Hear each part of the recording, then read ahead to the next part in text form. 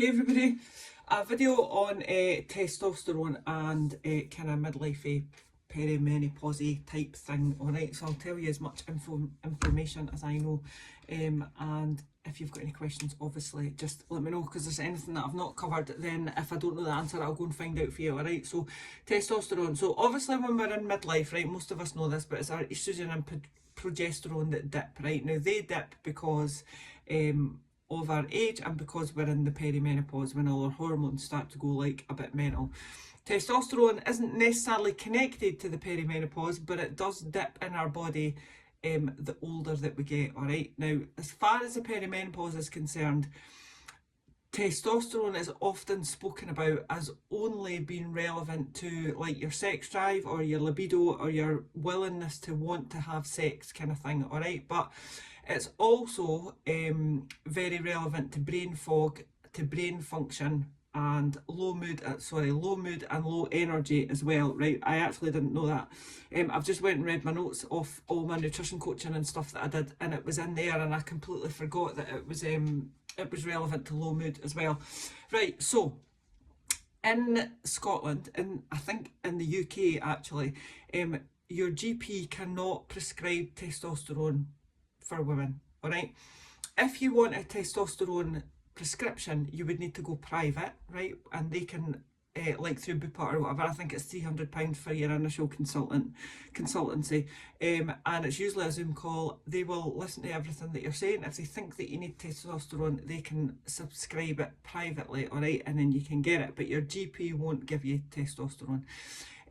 However, there are other things that you can do, right? So even though it's directly connected to your sex drive and your libido and your willingness to want or have sex, there's so many other things you can do. Like, a lot of our sex drive comes from, as a woman especially, the way that we feel about ourselves. It's not as black and white as a guy's sexual desire type thing. So obviously doing what you can to look after yourself will make you feel more sexy, which will therefore make you want to have sex, if this is the issue. All right, so just the usual, everything that we cover in nutrition, everything that we cover in our ladies sessions as well. Do you know, like looking after your body. If you're carrying excess weight, make an effort to lose that. Do some exercise, go for a walk, make sure your sleep routine is sorted.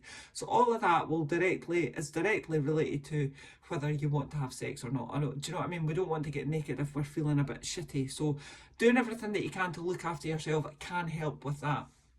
All right, brain fog, which is also connected to a dip in testosterone, but it's also connected to a dip in estrogen as well. So brain fog, there is a small amount of scientific evidence to say that creatine can help with brain fog. Right now, I do take creatine. I take 5 grams every day. I put it in a vanilla milkshake, a mouthful of vanilla milkshake, which is amazing, by the way. Anyway, I do take creatine right now. I originally started taking that for recovery after training, so for sore muscles, because it helps with that as well, right? But there is some small scientific evidence to suggest that it does help with brain fog. Now, my brain fog is nowhere near as bad as it used to be. It still happens, but it's not anywhere near as bad as it used to be. Is it down to the creatine? I don't actually know, because I'm not willing to stop taking the creatine to see if my brain fog gets worse, all right? But there is evidence to suggest that every single midlife lady should be taking creatine, so have a think about that. All right, the low mood and low energy, again, that has a lot to do with the habits that we are working on, and there's certain things that you can do to make yourself feel better about yourself. All right, low mood, please, if you don't need to go on antidepressants, do not go on antidepressants. But if you suspect that you're perimenopausal, please go and see the doctor about HRT, all right? HRT is not for everybody. It's not everybody's cup of tea. Not everybody can have HRT, but it's worth finding out as much information as you can about it to see if, first of all, you can be prescribed it, and secondly, if it's the route that you want to go down. So please do that. For me, HRT, I am on HRT, was life-changing. I kid you not, I'm not even being dramatic, all right? So it might not be testosterone. It could be your estrogen and your progesterone, all right? What usually happens is you will find, if you do go on HRT, that estrogen and progesterone is enough to kind of stop your symptoms, or to very minimalise your symptoms, all right? Testosterone is always a bit of a last ditch attempt if everything else isn't working, all right? But please, like everything, do as much as you can.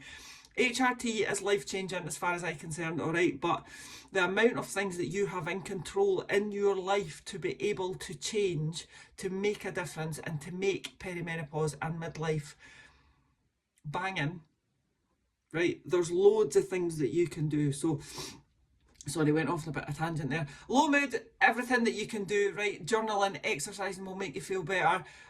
Filling your body with healthy foods will make you feel better. Drinking your water will make you feel better. All the habits that I'm always banging on about will make you feel better, all right, with low mood. Low energy is the same.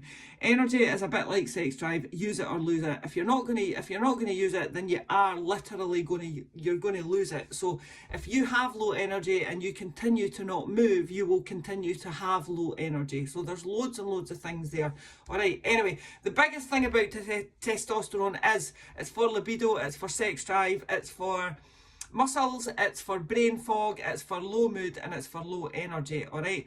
A lot of those things you can do things to help yourself, even though it's really, really difficult, all right? But you can. But the ultimate crux of testosterone is you cannot get prescribed it in the UK. Well, definitely Scotland. I think it's the same for the GPs in England, definitely Scotland. All right, and if you do decide to have it, you would need to go private. But do your research, ladies, all right? Let's dig in about, do some research, read as much as you can, follow people on social media and do some Googling, all right? If you've got any specific questions, give us a shout.